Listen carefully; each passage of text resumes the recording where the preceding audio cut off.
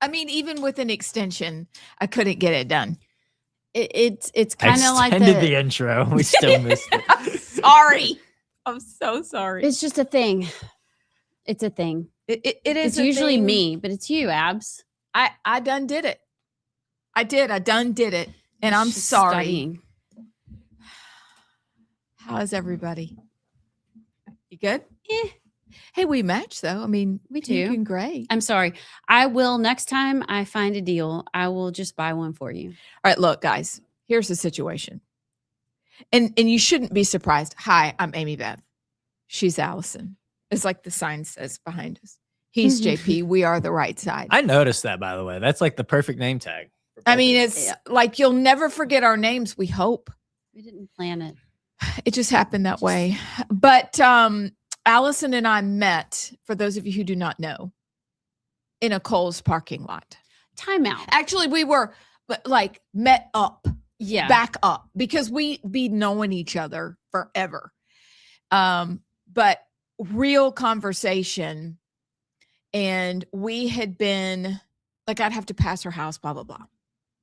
But we were in line checking out for our youngest daughters. Yeah. I'm thinking that what's funny, I can't remember what we were shopping for, but like in both of our heads, we're going to Kohl's to buy something nice. I mean, it is legit. We needed fancy clothes because we weren't going to Walmart. No, we are too good for Walmart. But see, you got to understand that even though we're sisters from another mister, our clothing style is very similar. And we'll be at events and people will be swirling about us. And I'll be like, where did you get that dress? And that's what we're talking about. And that is, again, happening this morning. Because I'm like, all right, Sinclair, where did you get that shirt? Let's do this. Let's play this game right now, today, in what we just happened to show up in. So ask me where I got the shirt. Okay, wait, time out. This is a great social media video y'all need to start doing. If like your daily outfits and where you got each thing. That's a great Okay. Can we link to OOTD? OOTD? Let's go, girls. Anyways, continue. This was Bama Rush. We'll do Bama. We'll do Right Side Rush. Right side. Up top. Up top. That was good. That was good. Right Side Rush. OOTD. Oh, and we need to do the like how they do their fingernails, except for we don't have nails. Oh, here we go, girly. Oh, where's my? Oh my goodness. Here you go. My We Didn't Land on the Moon NASA cup.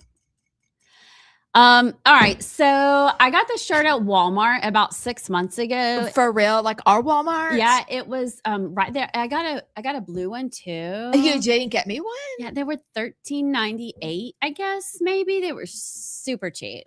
And I should have gotten you one. You totally should have got me one. And I don't even know what to say. Like I thought we were friends. But it's okay. You look great. It looks like you got it at the J. Crew, which my mom would go there. I wouldn't, but you look snatched. So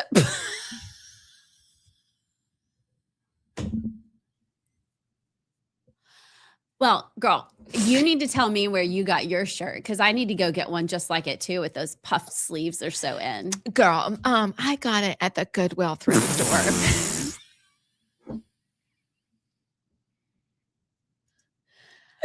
Wow. Not even vapor. No, girl, not vapor. And notice we're switching back with ease in our voices, and that's just what we're gonna do. Nice.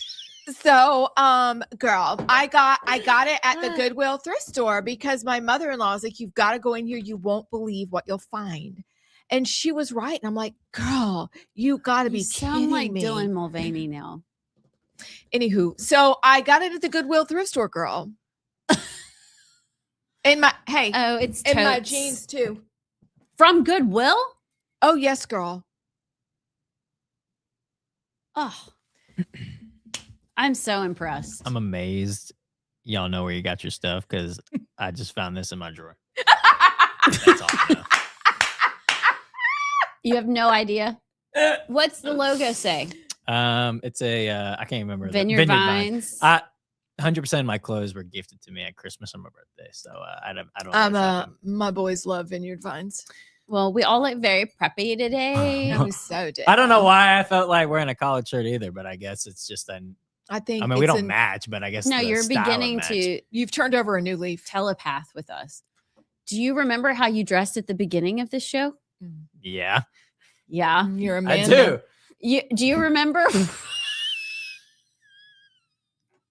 It's my favorite JP story. Is it? Like how much our baby boy's grown up. He's grown. I mean, like he's grown. We had one of our advertisers coming in, and JP decides to wear his sweatpants, but not only his sweatpants, it was the sweatpants that you spilled candle wax all over. What? No. So it looked like you peed your Totally. pants.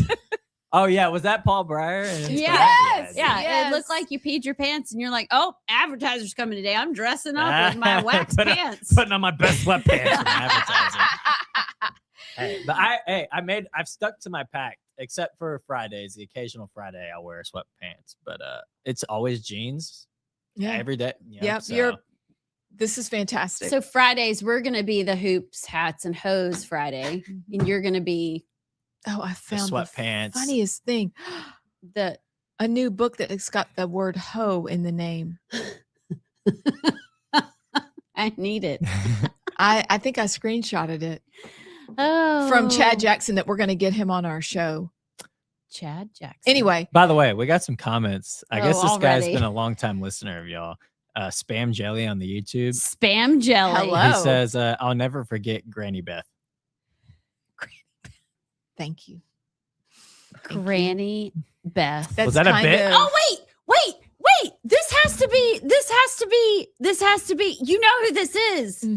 Because you were tweeting him this morning, right? No. Whoa, who? That has to be Sam from Pike County. Oh, Didn't he always use spam? could you? Yes. He also says, Sam. "I'll always respect Allison for being quote not so ladylike." Yes. So- Hey, Hey, Sam, Sam. from Pike County. Hey, Where, Sam, where, hey. the, Sup? where the ladies keep the spit cup. Allie had it. This is so funny. Oh, Hi. and then Kilroy. Yes, I saw Kilroy too. Yep, this is I blast from the retweeted that. past. Listen, Yeah, things haven't changed. We're still not very ladylike. we're just doing the best Aw. we can. We live by the motto: we listen and we don't judge. Sam from Pike County sometimes judges us, though. He judges hard, But we love him and we accept him because we know that that is the way he is. That's how he rolls. he loves Amy Beth. He Granny loves Beth. you, He Allison. would always call in the show if Amy Beth wasn't there. It was like, show's okay today. Where's Abs? By the way, Allison has her fair share of. I just get letters from prison. but you still haven't told that story on this show. I wonder if Big Dave, I don't know if Big Dave is watching, but when we were doing our old show, it was within the first month, Mhm. maybe. Yeah, And they must have known you were hot and blonde. Also, I don't think we weren't on TV. I don't know. Maybe maybe he just loved my deep insight in my brain, but it was weird. It's Got a freaky. letter sent to the radio station and they're like, "Sinclair, you got a letter." And I open it and it is from a prison. Mhm. I can't remember which prison it was. it was a prison that wasn't far away. And he was getting out soon. And it was like a newspaper article about, God, I can't remember what it was, but then it included like a prom picture of him. Mm-hmm. Uh-huh. It was an old school prom picture. And he was talking about that he was getting out soon. And we were like, oh my gosh. And so we went and typed his name into the prison, whatever. And he was in prison for like, it wasn't sexual assault, but it was aggravated It assault. was aggravating. And we sang to ourselves, "We just got a letter." Wonder who it's from. Oh, prison. Prisoner number 5543. It was, oh. The And boys so- walked us out to our car for a couple of days. Yep, they did. And we told the station, we were like, maybe tuck this away in a drawer for evidence someday. Got I fingerprints bet on they it. still have it. Because the station that we walked out of had a ravine that you walked over, like a crosswalk, but it was like wedged on a hill. It was really odd. It was It's an like odd a bridge setup. over a giant. It was like cliff. a yawning cavern. So were y'all in Montgomery or here? We no, were in here in Birmingham, in Birmingham. Homewood. No. I don't think y'all I don't think I know where y'all's studio was. We've had a couple. But What? Were you going to find my body in the ravine one day? Is Yes. that what you were And that's thinking? why Yeah. one of our amazing producers walked us out, because that was right where somebody could like leap out and get you. Well, no, knowing I would have Allison, protected you though. knowing Allison, it would have been, we got to talking, and then actually his brother's cousin's grandfather went to high school with her father's. It's true. Yeah. 100%. I would have just Kevin Baconed my way out of that one. But that was weird. This is why we're all together. Sam from Pike County was around for that one.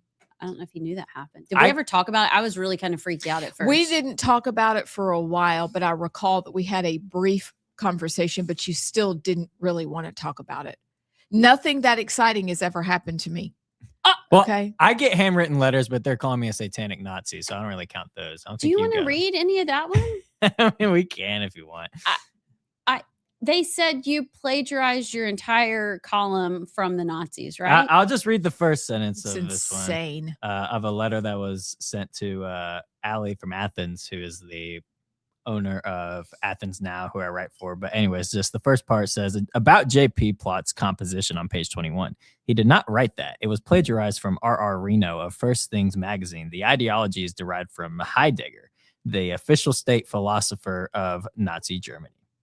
So, Do you know any of those people or that publication? I do. So your shaved head makes you think just like a Nazi. I guess so. It's But what's obvious. funny, it was my America 250 column, and he claimed that I was supporting blood and soil nationalism, which is Nazism, and that I'm satanic because I claim to be a Christian. Anyways, so at least you got love letters. I get satanic Nazi letters. So I told you, just grow some hair. I'm working on it one day. Yeah, you can. Hey, there's some. Well, never mind. Oh, Sam. Wow. Okay. Fun times, neat. Hold on. You can't. Don't look. Oh, sorry. What do we want to read a couple more texts for word of the day? Read text before word of the day. This and is so then exciting. I love text. Texts are fun. So we have text, we have word of the day. We obviously have montage, obviously Yammer. And then we have Brad Brandon from across Nigeria. He's been on with us before. But things are ramping up again. They never really stop. But there's also some legislation trying to make its way through the House that we'll bring up, because it's very interesting and it's a concept we talk about, but this guy's doing it, or he's recommending that it be done. So we wanted to check in with Brad to see what was going on and just hear from him. And then whatever before that or after, we have a plunge, and the plunge is on LGBTQ and how we've gotten here. And Allison and I have talked about this before, but I printed it out because some of it is so gross. We need to understand how we got here and the origins of LGBTQ. Just, Oh, this is the John Money. This is the John Money. This is the John Money situation. Okay. So get ready, guys. Like, we may be having just a ball right now, and we always do. But just it's about to get real. It's about to get real. It's about to go down. JP, what you got from us from our friends? Brad from Crimestone on the YouTube said it was your mellifluous tones, Allison. I don't even know what mellifluous means. That maybe can be our word of the day. It's a really mellifluous. Is an adjective that describes a sound such as voice, music, or speech that is sweet, smooth, and pleasant to listen to. That's exactly what people think of when they think of me. 100%. Ask Sam from Pike County. He thinks mellifluous. I don't even know if I'm saying that right. Maleficent. Mellifluous. Chris from Starrett on the YouTube says Mexican and a trip to the Americas thrift store is one of me and my wife's favorite date nights. Oh, so he's really from Knoxville. He is from Listen, that is so South Knoxville, and I ship it. It's true. It's great fun. He also texted a great quote, and we can end with this one for word of the day. This is from Charles Spurgeon. Labor to maintain a sense of thine entire dependence upon the Lord's goodwill and pleasure for the continuance of thy richest enjoyments. Never try to live on the old manna, nor seek to find help in Egypt. All must come from Jesus, or thou art undone forever. That's good. The Prince of Preachers. That's brilliant. That's brilliant. Thank you for sharing that. And so we're going to share one more word like mellifluent. Mellifluous. Mellifluous Mellifluous. Like melody, flowing melody. or mellifluous. I don't know. Mellifluous. All right. JP, Mhm. it's time for word of the day. Did you just get a good text? No, I forgot we got to dance. We hope you're dancing too. 3, 2, In your car, 1. in the kitchen. Doesn't matter Where you should be. because there's a clock there. Women. I just love the fact we do this every Lady. day, and when I turn the music on, Allison goes, "Oh," like she forgot. I did. It's like it's the small things, That's JP. good. All It's right. the little things. I have a word that no one knows. Brad, I don't know if you know this word, but it is a small household ornament or decorative object.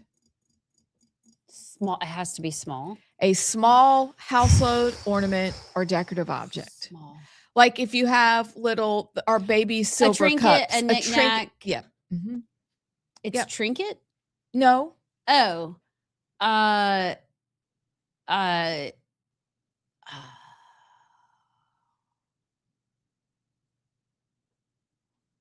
It does start with a B.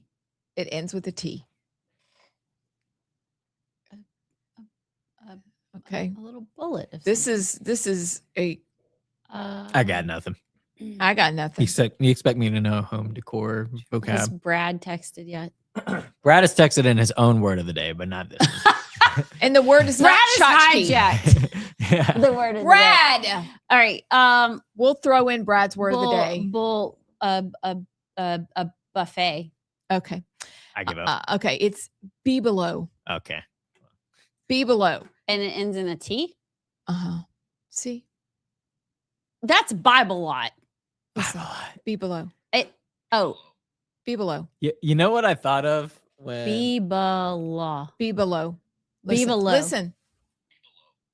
Be below. what was the That's a name? stupid. word. Oh, you know what that just made me think of was Christy Noam's husband and Bimbo or what? Barbie bimbo. Bimbofication. Bimbofication. It's a good word. Yikes! I'd like to never think of that again. Be Mm. below. Whatever Why would a happened to man them? ever want to dress up in women's clothes? I don't understand. And those Do you know were- how uncomfortable our clothes are? Well, they were way too big too. Gosh, that's ridiculous. JP, what you got? I'm miserable. This Gen Z word of the day: someone's fame or popularity within the social media space, or someone who has good blank, has a strong following and gets a lot of attention for their post or online activity. Influence. No, Or this one that is what that means, but what? it also it doesn't mean just clout. Like, yes, I'm abs. going home. Abs. Get with it. Okay, thank you. Like yeah. Thank you so totes much. My goats. You need to step it up. Totes my goats. I've never even heard of that one. Seriously, you haven't? My Young Life girls used to say that Totes legit my in high goat. school. Totes yeah. my goats. So Totes they my were goats. Briarwood girls. They would Uh-huh. say totes perf, and they would say totes my goats. I have a child who still says totes perf. Well, I'm not a homosexual, so I don't really know that one. You just have to be a valley girl, which you can Yeah, be. you can. no. I mean, you could be a valley dude. We've got you a wig. You know, If I walked, well, I do have a wig right here in my desk, but it's a little. Maybe you should just put Old that timer. on some days, just for fun. you know when you feel Just bad. like- Or I did need a spend little- $20 on each of those wigs, so we need to get our. Oh, we That's are more wearing than them. my shirt that I'm wearing as a professional media personality today. So we need to get our. We do need to get it together. I also ordered us surprises. Really? What? Yes, I can't tell. Okay, but they're shirts. No, When are they going to be in? I don't know. Okay, it's fine. I They're was just shipping. asking. Okay, Just wait. Everybody's gonna want. I can't wait. Everybody's gonna want one. Want one. want one. Want one? Cool. So now, JP, what time is it? It's time for Yammer. guys. Did you see the kid with Tuberville and his lawn care business that's Yes. exploding? Yes. And people are like, this does not bring politics into everything. And the kid was just brilliant in his response. Hey, it was just a picture. And thank you for the whatever advertising. Like he's booked out for weeks now. So he goes to Auburn. He lives in Auburn and he just needed a summer job and said, hey, call me. I'll mow your yard. I'll pick up your trash. I'll do whatever. And he posted a picture of himself and a friend in Tommy Tuberville, and the internet is melting down. Yep. But I love this because it's like, if you want to be petty, just don't use him. It's kind of like Chick-fil-A. If you don't want to eat Jesus chicken, don't go there, but don't hate on them because they do make Jesus chicken, which we're not even sure about that anymore. But yeah, we're not. You know, like, why has everybody got to be so opinionated? Just let it. Can't we be happy that a young man is out there working, like he and his friend? Isn't that like the bigger situation? He's working. This is great. Yeah, he's using what he can to gin up business, and he's making bank and not having to pay taxes either. Genius. I loved that story. It was in Yellowhammer. Wonder if Tuberville's office, maybe they could do something with that kid. I bet they could. They could get him to mow Tuberville's lawn in Auburn. Yeah, in Auburn. That'd be perfect. Done. Like I declare it. I declare it done. You want to go next to me, Alice? I just want to talk about the South Carolina race. A poll came out and it's interesting. Oh, okay. Who's in? Who's up? Well, what's weird is we went through this whole week and the beginning that was, South Carolina's on fire because the seat matters. It's why the nation is watching. South Carolina's on fire. Everybody's scrambling, and then it just kind of went dead silent. And I think that's when Washington got involved. So there's Mark Lynch, who ran against Lindsey Graham and got 28% of the vote. My understanding is most of that vote was anti-Lindsey Graham. I don't know how great of a candidate Mark Lynch is, although he seems very MAGA. But and then you have Russell Fry, who's a current congressman that really wants to run, but we don't know if the rules will let him be on the ballot. So you got all that. You've got Ralph Norman, who just ran for governor, came in third. But he's a current congressman who is extremely conservative. But this poll came out that Ralph Norman is at 16%, Mark Lynch 13%, Nancy Mace at 10%. I'm kind of surprised about that one. She was at 3 the last poll? For the last poll that I think Fox News or CNN did, it had her at 4%. Okay. Pamela Yvette, who was a disaster of a gubernatorial candidate, 10%. Russell Fry, 9%. And then it just goes on down. Undecided, 18%. It's really anybody's game, but we need to watch that carefully because that seat matters. And I think once the president decides, apparently Mike Johnson does not want Russell Fry to leave the House. Which you can see why. Like, we need the numbers. So it's when you start playing that game, that puzzle piece game, okay, so Russell Fry could leave, but then he'd be on the ballot, and then it would be a write-in campaign to beat the Democrat, but we can't lose that margin in the House. Anyway, we should all care about that South Carolina Senate race for sure.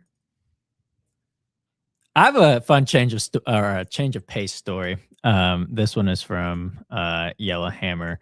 Here, let me share my screen. Blake Sims called Nick Saban to apologize after one day as coach. Quote, "I'm sorry for everything I put you through." No way. It's from Sherry Blevins at Yellowhammer. He was on a podcast, the Dynasty podcast. Is that AJ McCarron? Yeah, so this is a podcast with Chris Stewart, who's the voice of Alabama sports, actually a family friend too. And AJ McCarron and Trent Richardson, them three do a podcast. And no way, I didn't know that. Blake Sims joined it. And he said, let me find the quote. Because he's now the wide receiver coach at West Alabama.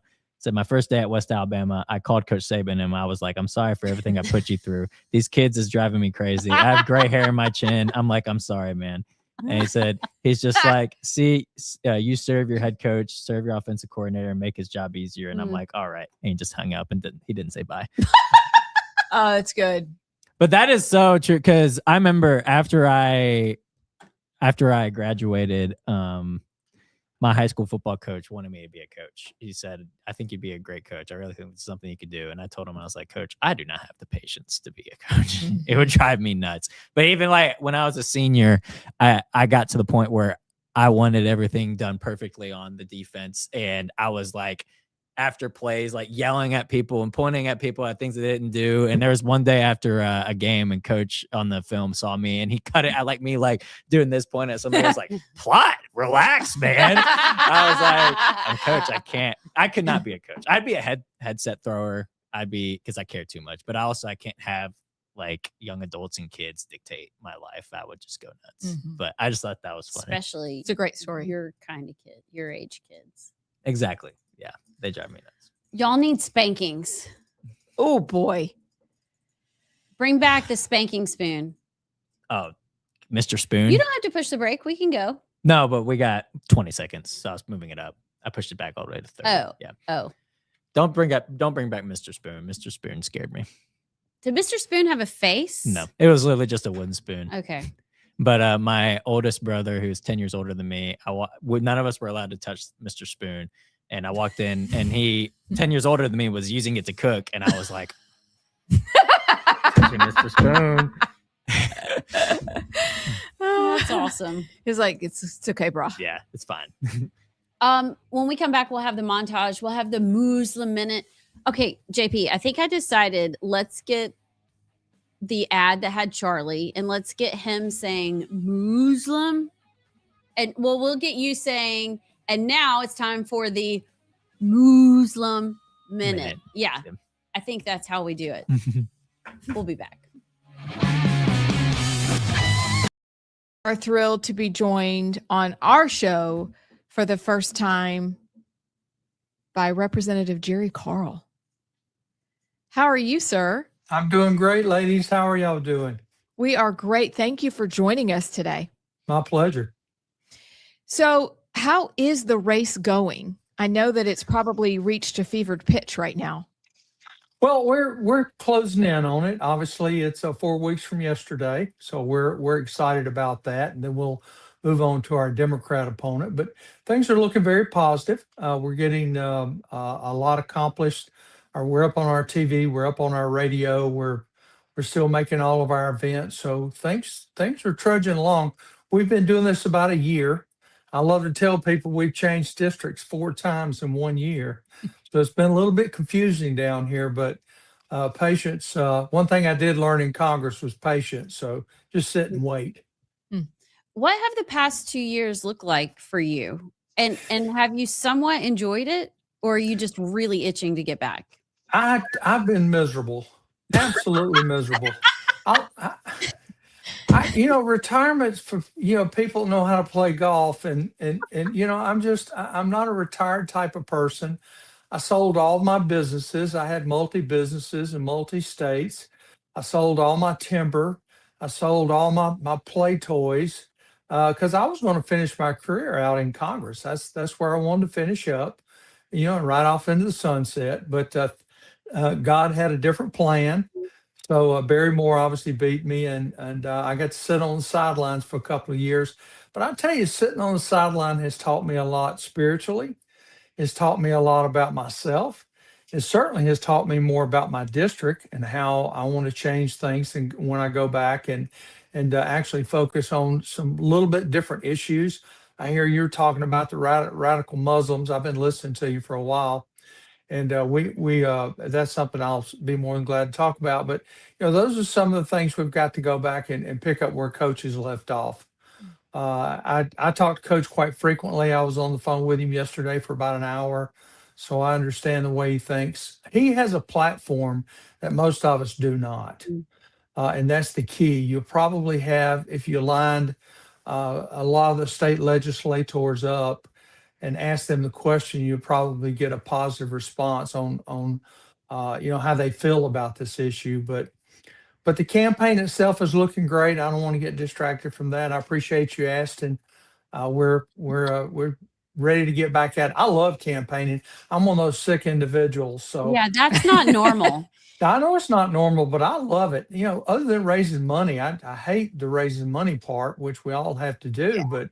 But meeting new people and seeing old friends that have helped me and followed me throughout my political career, it's been very. It's added a lot of self-worth to myself, because when you lose, the phone quits ringing, Mm. And all those people, they have to move on with their lives. I get that. You miss them. I'm curious though, you're going into, I mean, when you left office, Biden was leaving office, you're walking into, if you are elected, a Trump administration, Dear God. Republican majority in the House and the Senate. So does that change your strategy? Does that change your priorities? What does that look like compared to what you were in before? So the whole time I was in office, we were constantly playing defense. We were trying to figure out ways to stop the Biden administration. So it was pure defense. The first 2 years was COVID. It was a lot of things. They had control of the House.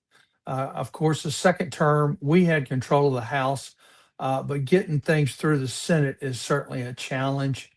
We fight the Democrats, then we fight our own senators. But that's the way it was designed. It's designed to be tough and complicated. You listen to these radicals, they're talking about doing away with the presidency and all of it. They have no idea what that would take as far as taking it through Congress. They have no idea. It'd be 10 lifetimes to get that pushed through. But it is an experience that I would encourage political life to everyone to try. We all have got things we can do, maybe not in Congress. I think the most important elected positions are local. I think your city councilman and your judges, your county commissioners, those are the most important people you're going to elect, because those are going to be the people that will move up into your Senate seats and your congressional seats and your Supreme Court judges. I mean, it's important to get it right the first time. So going back in, knowing that there's freedom, what are things that you would like to accomplish? There's several things here in the state that we need to accomplish. Coach Tuberville and obviously Katie Britt has just helped us raise money through the Trump administration for the bridge project. And I know you ladies live in Birmingham, but we have a bridge down here that, for example, I have a meeting at 5 o'clock across the bay, and I will leave 2 hours early because I know I'll spend 1 hour sitting on the bridge. It's just common down here for a 35-minute drive. I'll book in 2 hours. So obviously that's not going to be enough to finish the whole project. So I've got to work on that. On natural resources, I keep my seniority when I go back in. And I was told I go back in on appropriations and natural resources. And Mobile and this district is so rich in natural resources. Most people don't understand the state of Alabama, just endangered species, And welcome back, friends. We hope you are well. I'm Amy Beth. She's Allison. Are we even? Sorry, I just felt really giant, but now I feel really little. Well, never mind. no, I'm not gonna do it on you. Okay. All right. This montage, guys, is a banger. So you need to prepare yourselves. All right. It's time for news. Blackwood News.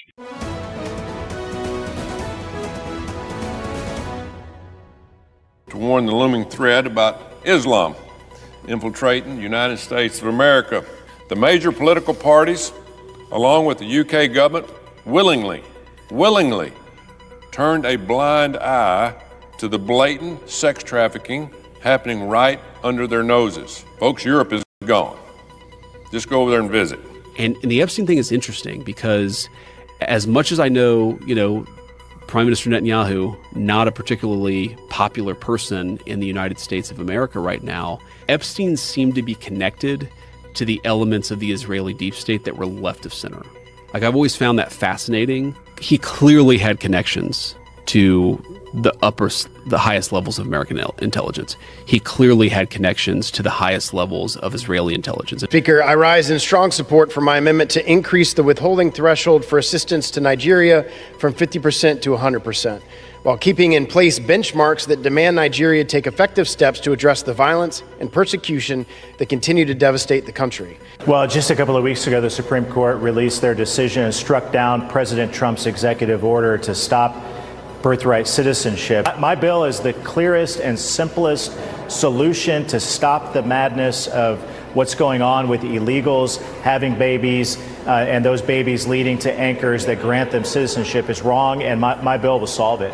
And now you have these very rich companies headed by lots of geniuses building electric plants. Because of that, we are leading China by a lot in the AI race.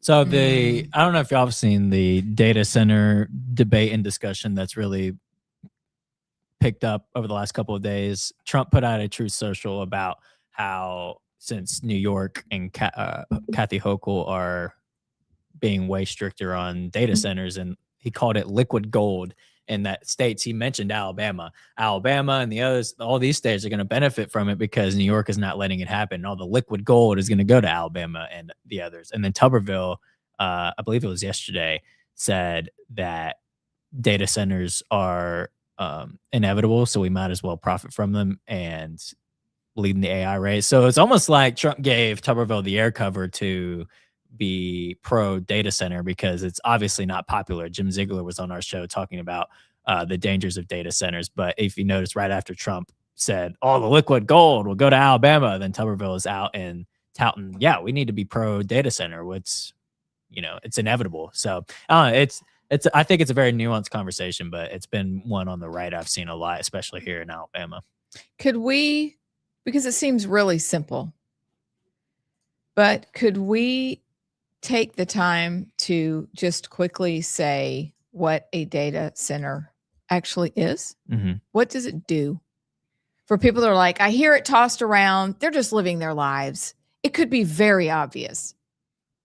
But how would you both define what a data center is and does? It's a giant warehouse full of servers that process data and give us access to AI and technology quickly. You think of like all that it takes to do crypto mining and the servers and the data centers they have to have for that. I mean, AI isn't free in that it costs a lot of energy and a lot of data, hard drive, server space. And so these centers will help supply the infrastructure to be able to kind of move into where clearly we are going in this AI world. And I don't think it's all bad. What gives me pause is that it seems like we can't have a conversation about it. That whatever side you're on, you're either staunchly against it or you're staunchly for it. And I question both sides. Like, okay, you're against it. You're kind of living in, I mean, you can wish that the iPhone wasn't the one that everybody used, but it's the one that everybody uses. Mm-hmm. And so either get with it or, it's fine. You can use what you want, but you have a green bubble and everybody kind of judges you. Okay. The data center stuff is coming. So I think the conversation should be, well, and then the other side, you have people like, and I'm going to read some text that came out in a group chat that I'm in with political people in Alabama. But for Tommy Tuberville, and this is the best and worst thing about him, is that he does not give a rip. He's going to come in and do what he wants to do. Mm-hmm. Like the Islam stuff, we 100% agree with that. He doesn't care. He's going to do it. It's also going to be something that's very hard for him, and people are going to question him, like the data center stuff. I don't know if it's smart to come out and say the way the average Alabamian took it was, we're doing this and I don't really care what you think. So this was the text that went out yesterday. Tubbs needs to get off the data center thing. He's losing votes daily. Like young people that vote red are saying they're not going to vote. Next person, Jones is saying the right thing. Tubbs needs to be careful. If he spent more time in Alabama, Tuberville would be able to connect better with the Alabama voters. Anyway, and it just goes on to say that, and these are conservative Republicans that support Tommy Tuberville. Mm-hmm. These aren't his haters and distractors. These are people that support him.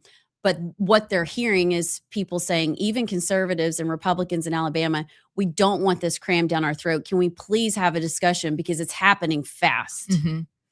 Well, and the other part of it is, where are they putting all of these? Like they're popping up all over the state. So for landowners or people that live in communities close to it, they don't want to look at it.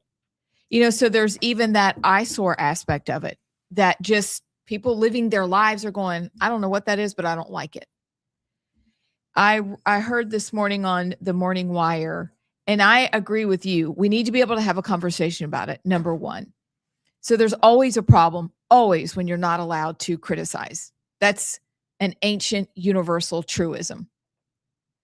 But then number two, I am concerned about the landmass. I'm concerned about where they're putting them and how quickly it's happening. But then also the positive that I heard from the Daily Wire is that the companies who are building these have to bring their own energy grid. And so great, that's great. But I still need to wrap my head around it because I don't love it. I understand this is the future, but surely we can put the brakes on to let everybody get their head around it and figure out the best way forward. Then that's just not happening because we're Alabamians. We dare defend our rights. We hate being told this is what you're going to do. Yep. We hate it. So I do hope that they're going to, borrowing language from the Daily Wire, read the tea leaves. We're not thrilled with this. We need a minute. Well, real quick, let me read what Trump posted on Truth and then read Tuberville's quote specifically. This is Trump. One of the biggest driving forces in the future for jobs are data centers. They are big, strong, bold, and money machines for the state in which they are built. Governor Kathy Hochul, for political reasons, has terminated all data centers being built or to be built in New York State. These companies are now being sought in Alabama, the first state he mentioned, Florida, Texas, Arizona, and many other states. Both the taxes and the jobs amount to liquid gold.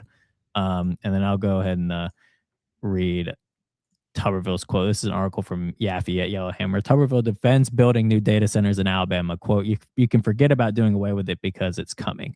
And he said, quote, where's the one of, I've talked to fire chiefs, police chiefs. Here's how you do it. We've got to grow our state. But one of the big things that's bringing in a lot of tax money across this country is these data centers. And everybody has heard about them, quote, big tech and all that. You can forget about doing away with it because it's coming. Everybody says, well, AI is going to do away with jobs. It's going to create jobs as well as do away with jobs. But you've got to have data centers. And then he attributes the negative connotations with data centers from China and propaganda. Says, they're listening to all this nonsense they see on social media that's coming from China because China does not want us to grow. The state of Alabama will grow. We're going to do data centers. It will help you tremendously. The tax money that comes from those things is unbelievable for schools, for law enforcement, for anything that's done. So that's exactly that's the exact quote from Tuberville regarding data centers. And I'm kind of with you, Allison, both of y'all, but Allison, when you said, it's coming, like kind of get with it or get run over. My generation is very much anti-AI and data centers for mainly the job aspect, but also, we've talked about my generation going back to church and what's true and what's old and traditional, and AI is the exact opposite of that. It is the new and the innovative from the sense of just not authentic. But also there's a lot of people in my generation that have used AI to get rich because they've learned how to use it and adapt to it. But for the most part, I feel like my generation's like, that's going to replace our jobs. It's weird. Like they're not for it. And actually, my dad the other day, who's 65, he was like, I asked him something. He goes, just ask ChatGPT. And I said to him, I was like, Dad, really? And he was like, son, what AI is doing with our work and our jobs, he's like, it's just here. And I hearing my boomer dad say that, just kind of like, wow, really? Like it's infiltrated that much to where even he's like, just ask ChatGPT. And I'm still the one that goes to Google, and because I hate AI, and I do use AI targeted for work. So I am for AI being used in helpful ways like that. But I don't know. I'm so split on it. And really, I haven't done too much digging in terms of data centers and have a strong position on it. I'm just generally against AI. But then there's the other half of me that's like, well, if it's here, then we might as well steer it in the right direction and get rich off of it. Because if we just ignore it and say, I don't like it, then it'll become whatever, we don't have control over what it becomes. We need to get our hands around it because the ultimate goal of the people who started AI, for example, is transhumanism. Yep. It's a new form of eugenics. And so we do need to wrap our heads around it, and we do need to figure out where it's going. It's great, like you said, if you can use it for scut work, great as an assistant. But we also need to go and take it to its logical conclusion, because where it takes us isn't pretty, because we're not a moral people anymore. Some of us are, but we're not. So the normal fail-safes in there built into using something that's new don't really exist anymore. So we need to be concerned with the end. And the end, according to people who like Whitney Webb, who does nothing but this kind of information gathering, says transhumanism ultimately is that goal. That's what the WEF believes in. That's what Elon Musk believes in. That's what they want to happen. So we need to do some digging and figure out what we can do to put some guardrails around all of it. I'm curious y'all's thoughts. I don't want to interrupt, but I'm curious y'all's thoughts about the China comment, that all the negative connotations around it comes from China. Well, here's the thing, and this is you, and this is so me and Abs and JP, why your perspective too. We all bring a different perspective. You're so good to bring the eternal view and why, and ultimately that's exactly what we need to look at. I'm looking at this and I was thinking, is just listening to what Tuberville was saying, going, okay, the political side of this from a voter, just a citizen. If you're a legislator, this is one of those issues that you need to be very aware and methodical with your messaging. And it's like that text message that came through the group chat. Know your audience, know who you're about to govern. You're about to be the governor of the state of Alabama. And like you said, we don't like things shoved down our throats.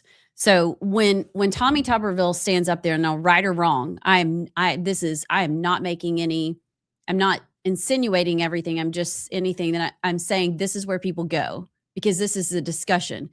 It goes back to power. It goes back to energy, to water, who's going to make money off these data centers.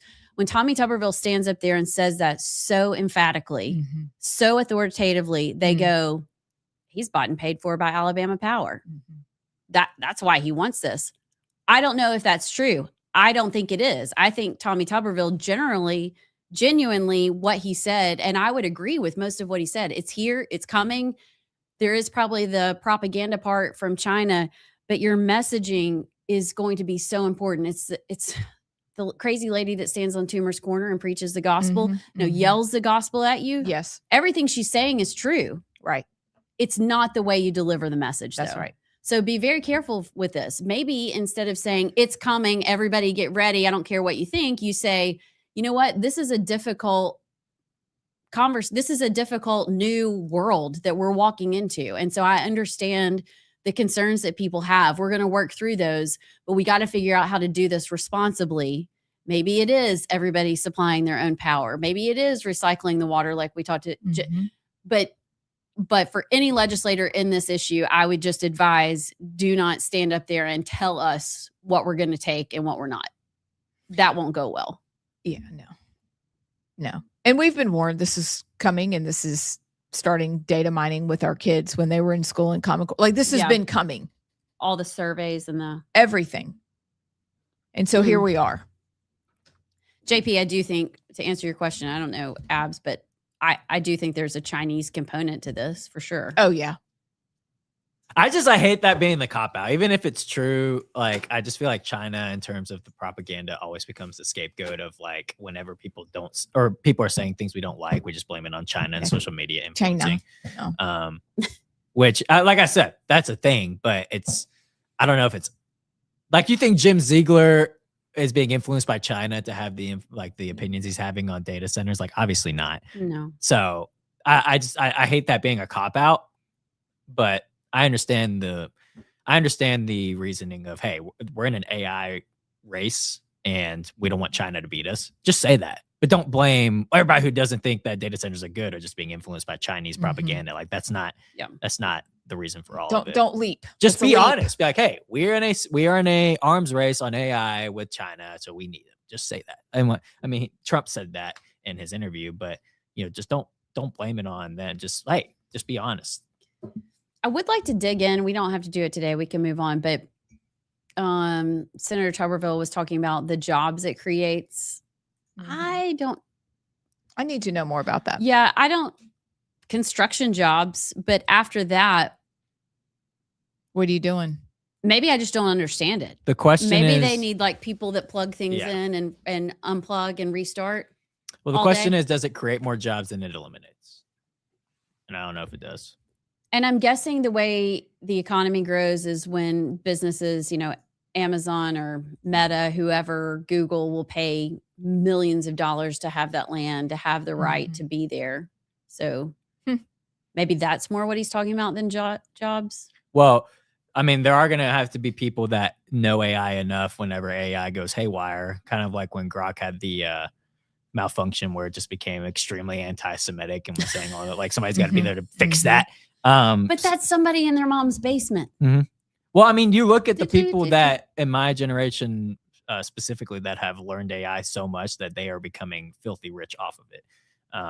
So we have to have people like that understand it. But I mean, just if you think about the amount of jobs that will be eliminated by AI. I saw somebody yesterday talking about realtors going to get eliminated by AI. Just the amount of things you don't think of that AI can just do.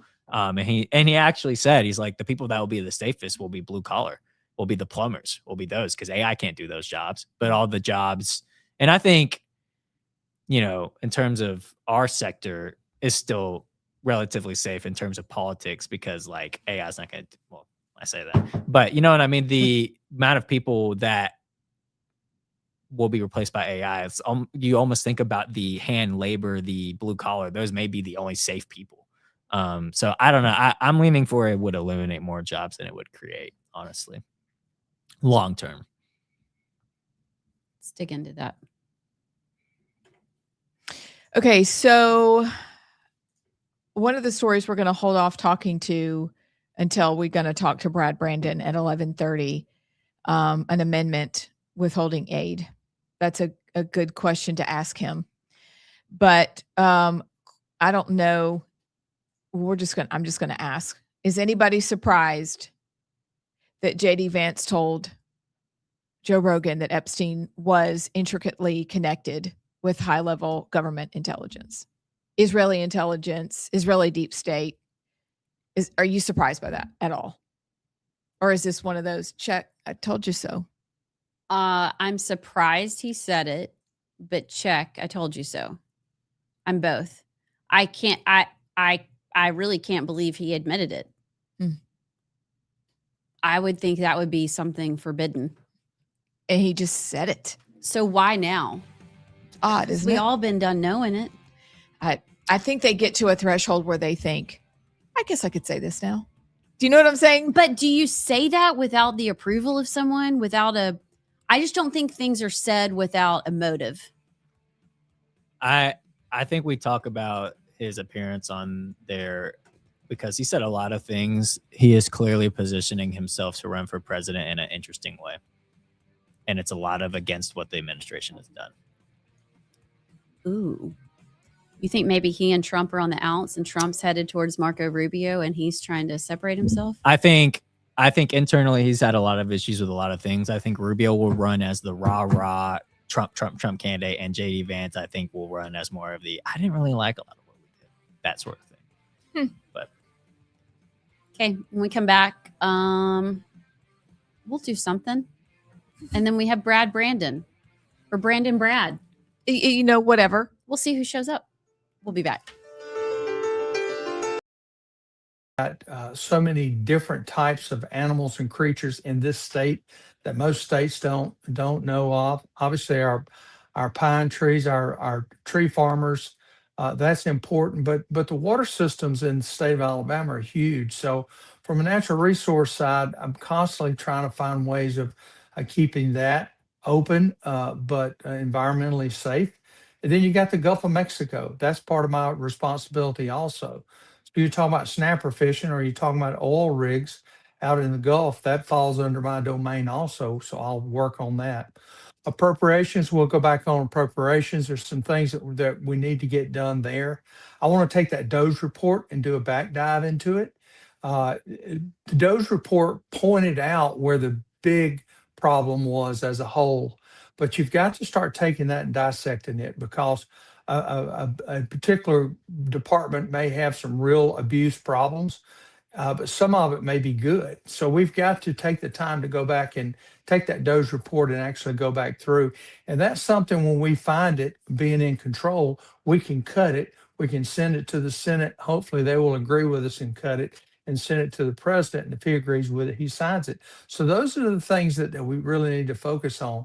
And also these last 2 years of the Trump administration, he's got to have people up there that are willing to go to bat for him because the laws and the regulations that he's put in place now can easily be changed unless you've got it voted in and quantified, I think is the right word. If I bet you one of y'all can straighten that word out for me. She's her But wordy. Quantify is good. it's close enough. Okay. But you because we'll take some real hits on that. The business community will be mad at us because we voted to firm up, some of his tariff stuff. And, everyone will be upset with you. And those are hard decisions as an elected official because, you got to come back and face your folks. So it's exciting for me. I got this big grin on my face for a reason. The idea of going back in and serving under Trump. I thought I was going to do it the first term. I actually spent time with Trump thinking we were going to, win before the November elections, obviously. So now I get to go back and actually do it. Do you think that you'll go back with a Save America or a SAVE Act in place? I can't imagine under any circumstances why the Senate will not pass that. Mm.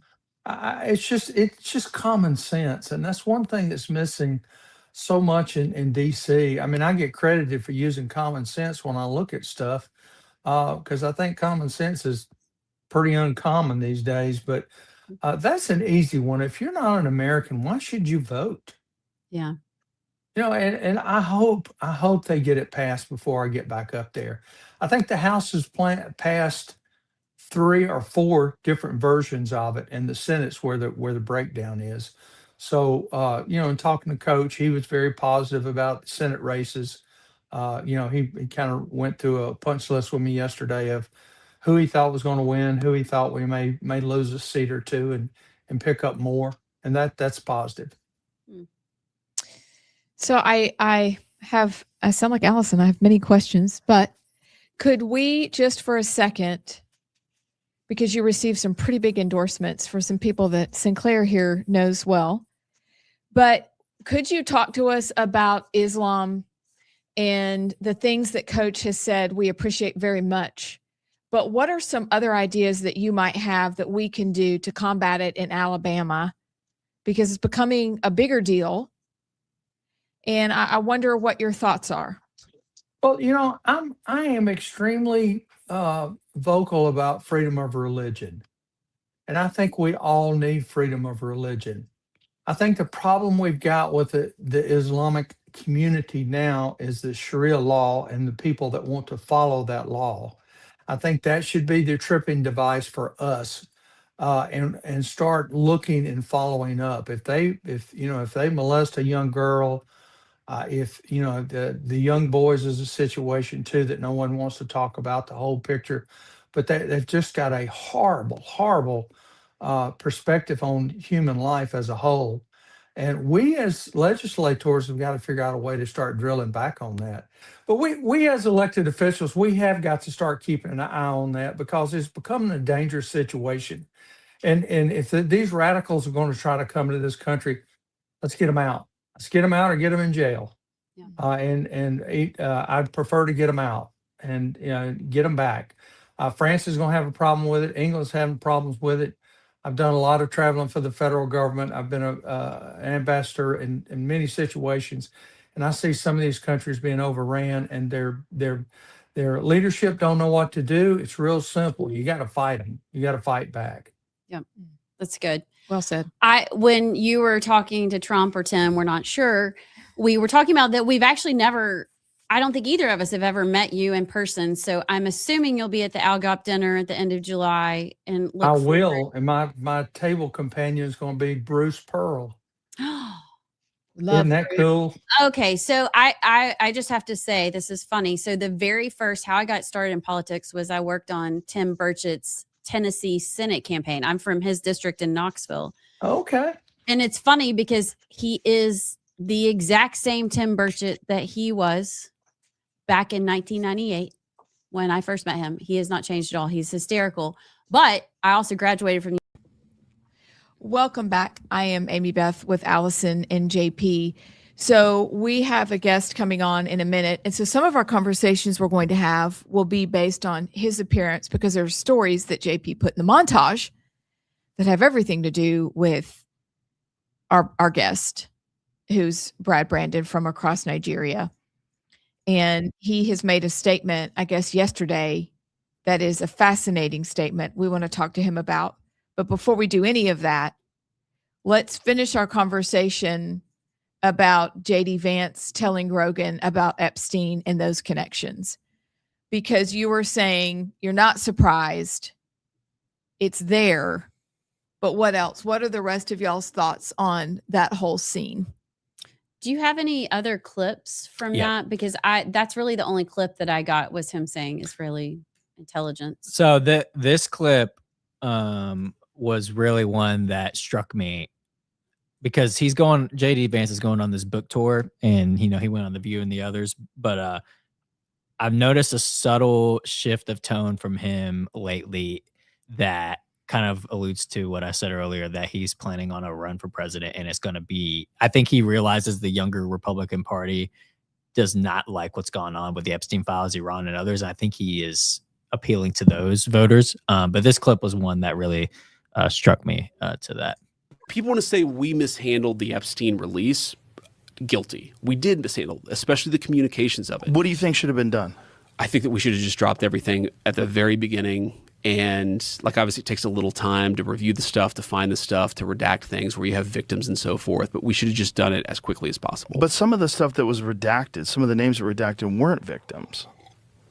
So, yeah, I've looked into this, and my understanding of this, having looked at a lot of this, but not all of it, is that it is sometimes hard to draw a distinction between victim and co-conspirator. And let me highlight this in a very sort of obvious way. Ro Khanna, who's been one of the loudest voices on the Epstein file. Well, he became very loud on the Epstein files the minute Donald Trump became president, didn't seem to care about it during the Biden administration. He actually brought one of the Epstein victims, I think, to the State of the Union last year, or maybe it was the year before last. Well, that victim, and I'm not saying she wasn't a victim. I don't know anything about her particular case. She was also listed as a co-conspirator in some of these documents, right? So there's an idea that some of the people who were engaged in the sex trafficking were also, facilitating it as well. So they were incentivized to get more girls. Yeah, but yes, that's right. But the idea is that it's hard to sort of, it's sometimes a little bit of a gray area between, some of the people who were alleged victims were also alleged co-conspirators. And so what DOJ tried to do was kind of make that judgment as best they could and release as much as possible. But you notice what he did there? It was sneaky of not flat out being against the administration and still giving the support, but we mishandled the whole situation. But do you think Trump is happy that JD Vance went on Joe Rogan and said that they mishandled the Epstein files? I don't think Trump's probably furious about that. You don't see a VP normally do that. I think I don't think he could go on Joe Rogan though, unless it's just pure mutiny and he is just he's thrown his hands up and middle fingers and said, do what I want. Kind of like we do. I don't know if everything is so choreographed and planned. I don't know if you can go on Joe Rogan and say those things if it's not allowed or approved or something. But maybe I'm wrong. Maybe he's going rogue. I don't think he's going rogue. I don't think they do anything without. I think everything is planned. And so I think they're like, all right, you be the one. We nominate you. Yeah. You be the one. And maybe that's it. As you're talking, I'm like, maybe they're using JD to say the things that Trump can't say for whatever reason. Mm-hmm. But it is curious. I think they're so rehearsed and so intentional that is the only person who could soften we screwed up. And you're like, oh, I believe it. But I think it's so interesting. Trump will never admit that. I think that's the part that makes it interesting. Trump can't. Yep, I mean, right. he can't apologize. He never apologizes. He doesn't know how. You've heard Eric Trump describe in his childhood how his father would respond. If he knew he was supposed to apologize and he didn't, he would just change the subject and be extra nice. And so that's COVID's the same way. He's never going to say, I'm sorry.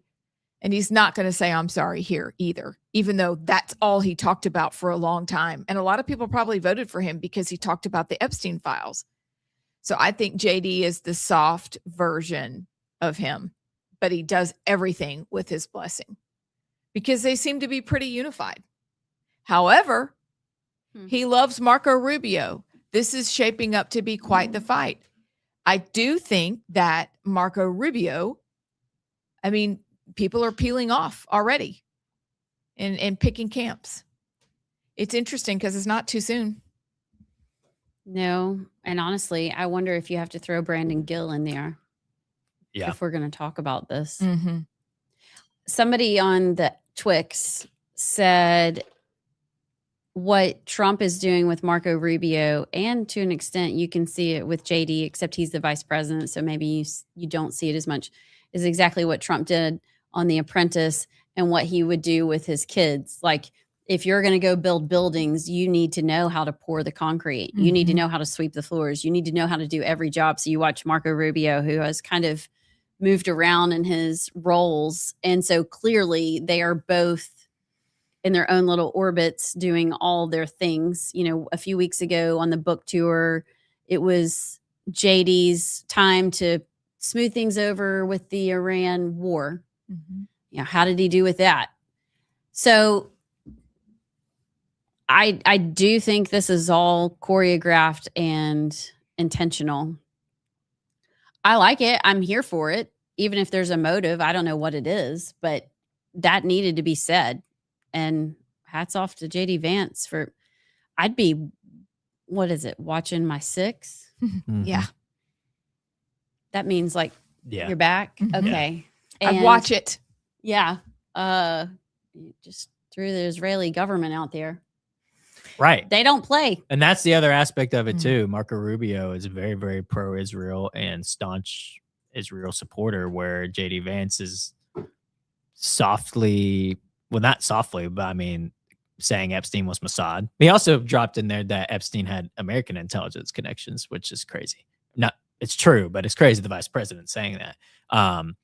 But there's just so many areas where JD Vance and Marco Rubio are on the opposite sides of the aisle on. And if they both do run for president, which JD Vance even has said, or not, I think it was reports that he's still debating because he's about to have another baby. But if they do both run, JD Vance is going to be in a tough position because Marco has kind of got the easy job of because Marco has been pro-Iran war, pretty much everything the Trump administration has done, even the stuff that has gotten slack. Marco Rubio has been on the pro, yes. And JD is going to have to straddle the fence of do I say I'm pro-Iran war when the young Gen Z Republicans aren't? And I'm not, and he's anti-interventionist. So I just see a split starting to happen in 2028. I can see them kind of being on the opposite sides of it.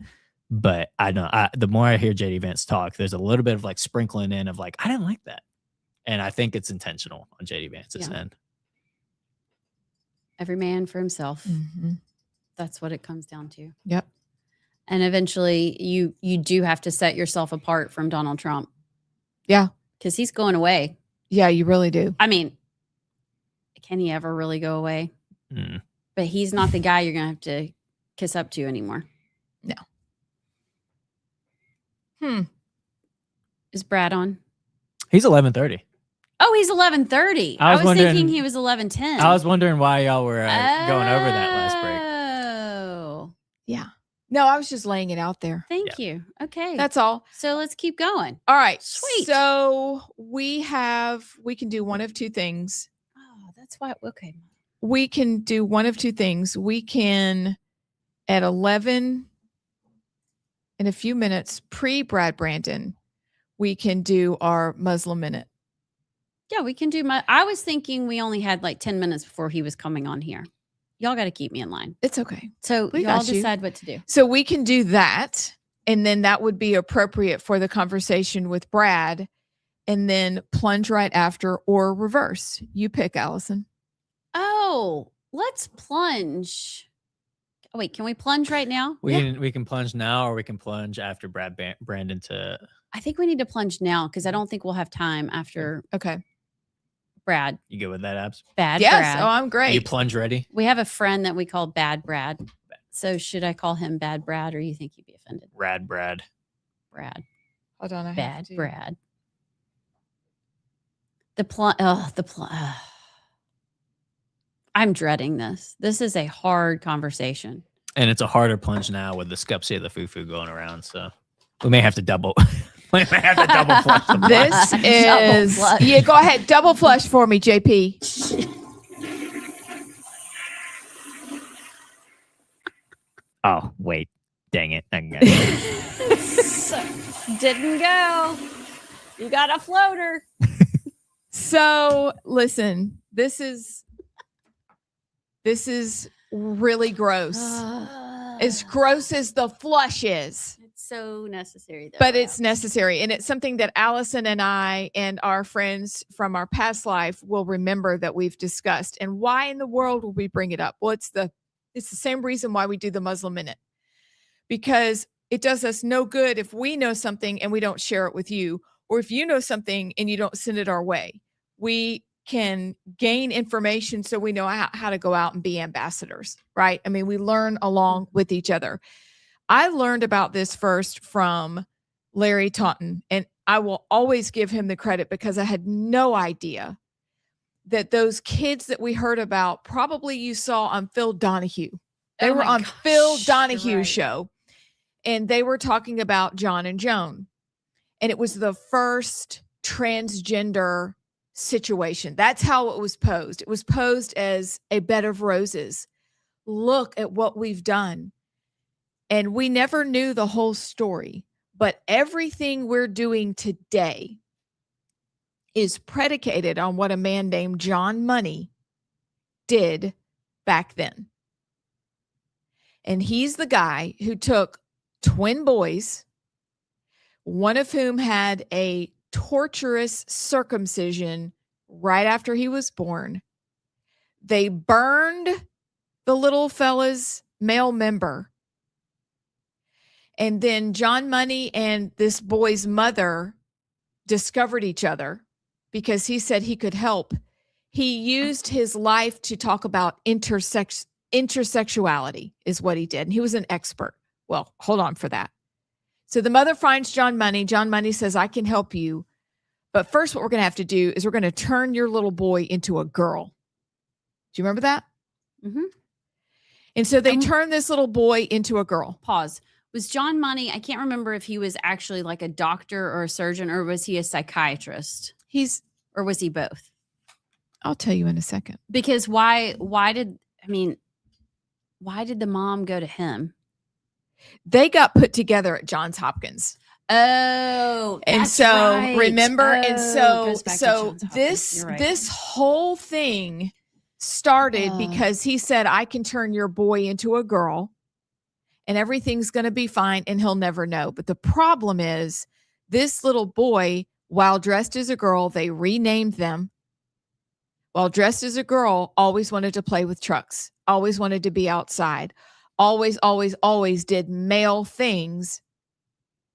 And these boys both ended up committing suicide, but all of the LGBTQ garbage is predicated on what John Money did and lying and presenting this situation as the gold standard for why we do what we do.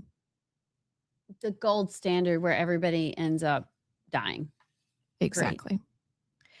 So, but you need to know who John Money was. That's what matters. Is that he, in 1980, was criticized for what looked like dangerously endorsing incest and pedophilia.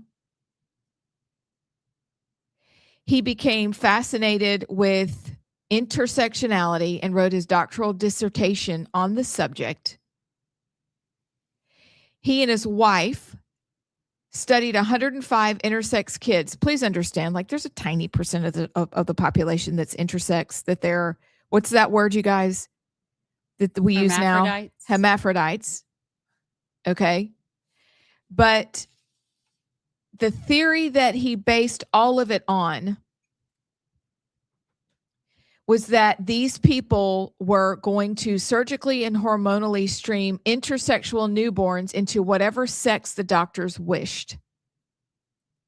So this has been going on a while, but it was all based on what the doctors wanted to do if they found a hermaphrodite child.